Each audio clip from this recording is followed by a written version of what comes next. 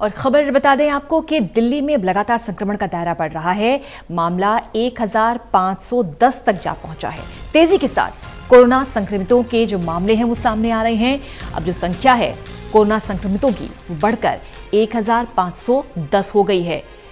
30 लोग ठीक हो चुके हैं अब तक, लेकिन 28 लोगों की दिल्ली में जान भी जा चुकी है।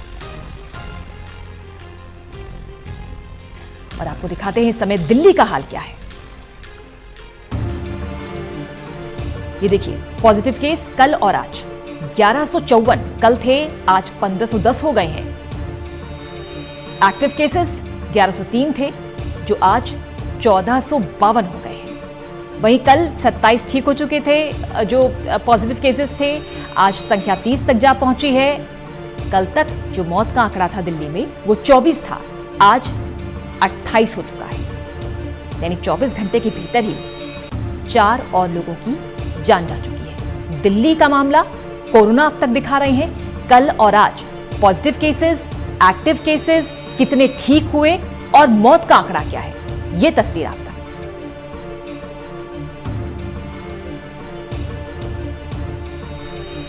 ये आंकड़े डराते हैं, लेकिन जरूरत डरने की नहीं है। अब चूंकि लॉकडाउन भी बढ़ चुका है, ऐसे में जरूरी है लॉकडाउन का हम पालन करें, घर में रहें, जहां हैं वहीं रहें, साफ सफाई का ख्याल रखें। दिल्ली का क्या हाल है, क्या स्थिति है, यह आपको हम समझा रहे हैं। पॉजिटिव केसेस कल 1154 थे, जो कि आज बढ़ चुके हैं, 1510 हो चुका है आंकड़ा। 1103 कल एक्टिव केसेस थे, जो कि 1452 हो चुके हैं। 27 लोग जो ठीक हुए कल, 3 लोग और बेहतर हुए हैं, ठीक हुए हैं, आज आंकड़ा 30 तक जा पहुंचा है। दिल्ली में कोरोना पॉजिटिव से मरने वालों का आंकड़ा 24 था कल तक, लेकिन 24 घंटे के भीतर ही 28 ये आंकड़ा हो चुका है। सबसे पहले महाराष्ट्र और उसके बाद दिल्ली का ही नंबर आ रहा है, जहां पर मामले तेजी के साथ बढ़ रहे हैं।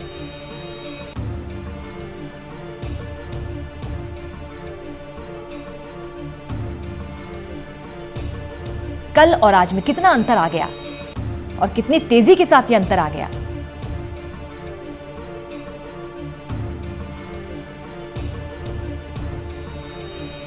ये हम आपको समझा रहे हैं।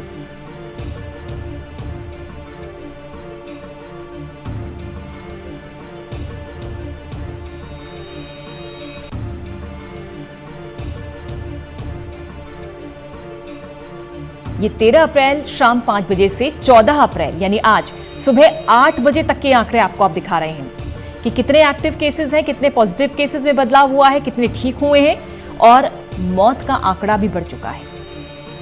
पिछले 24 घंटे में 4 लोगों की भी जान जा चुकी है। कुलदीप शर्मा हमारे सहयोगी हमारे साथ।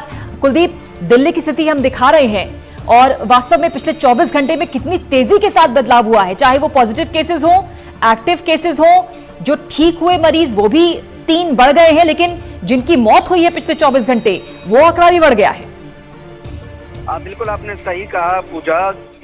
अगर कोरोना से जुड़े हुए दिल्ली के तमाम आंकड़ों को देखें तो सब में काफी चिंताजनक तेजी देखी गई है। ना सिर्फ कुल आंकड़े की बात करें, दिल्ली में इस वक्त कुल कोरोना मरीजों की संख्या 1510 हो चुकी है। यानी दिल्ली में जो कोरोना के मरीजों का आंकड़ा है वो 1500 को पार कर गया है। और जिस तरीके से कल तक जो आंकड़े सामने आए हैं उसमें पिछले 24 घंटों की अगर बात करें तो सबसे बड़ा इजाफा एक दिन में हुआ है।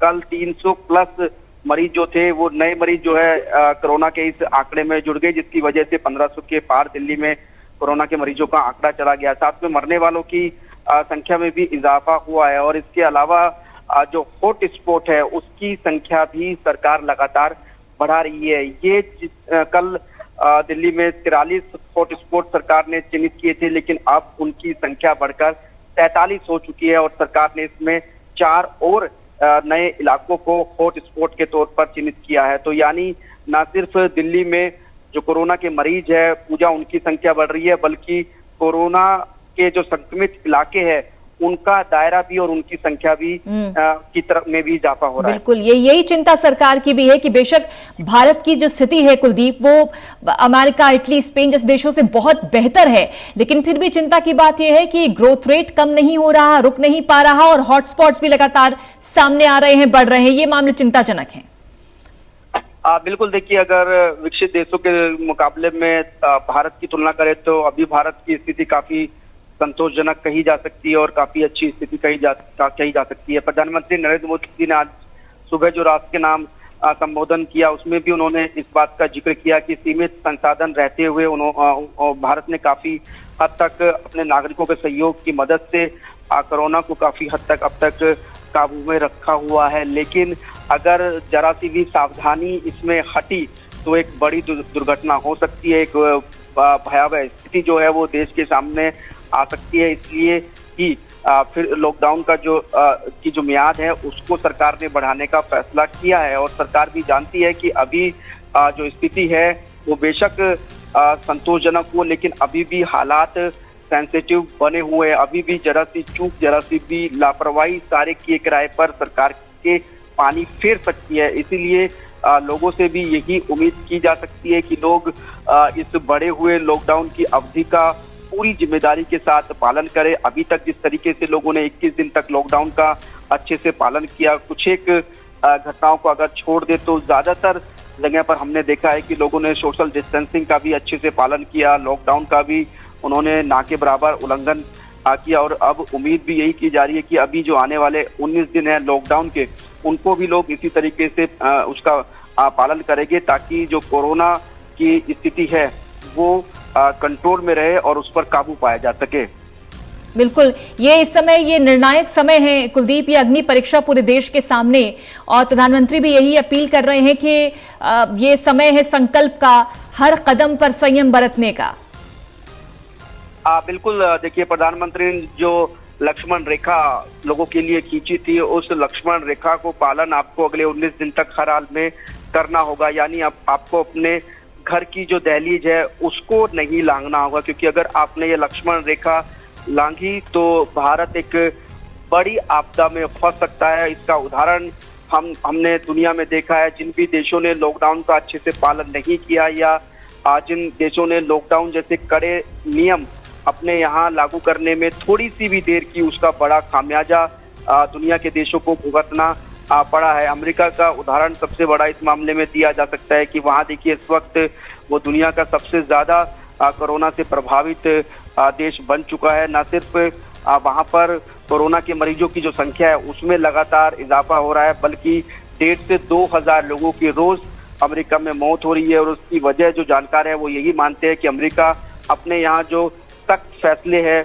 उसको लेने में उसने देरी की और उसी का खामियाजा उनको भुगतना पड़ा। तो देश के सामने एक उदाहरण है दुनिया का कि किस तरीके से कोरोना ने दुनिया में तबाही मचाई है, किस तरीके से कोहराम मचाया है। ऐसे में लोग ये जानते हैं कि अगर इस तबाही से बचना है तो सिर्फ 2 ही रास्ते हैं कि वो सोशल डिस्टेंसिंग का पालन करे और दूसरा लॉकडाउन का बिल्कुल भी उल्लंघन न करे और अपने घरों में जब तक वो सुरक्षित रहेगी, अपने घर में रहेंगे तब तक वो सुरक्षित रहेंगे। तो ये बात लोगों की समझ में पहले से ज्यादा पूजा आ रही है और लोग भी पालन कर रहे हैं। आज देखिए कि आज कुछ बाजारों का मैं आपको उदाहरण देना चाहूंगा। हमने देखा था कि जब पहला लॉकडाउन का ऐलान किया गया था तो उस वक्त लोगों में खाने पीने का सामान लेने की होड़ मच गई थी, अफरा तफरी मच गई थी, लेकिन आज बाजारों में ऐसी स्थिति नजर नहीं आई। और इसकी वजह यही है कि लोग अपनी जिम्मेदारी को अच्छे से समझ रहे हैं और वो जानते हैं कि उनको सिर्फ 2 ही जिम्मेदारी बखूबी निभानी है इस कोरोना की जंग से जीतने के लिए, एक सोशल डिस्टेंसिंग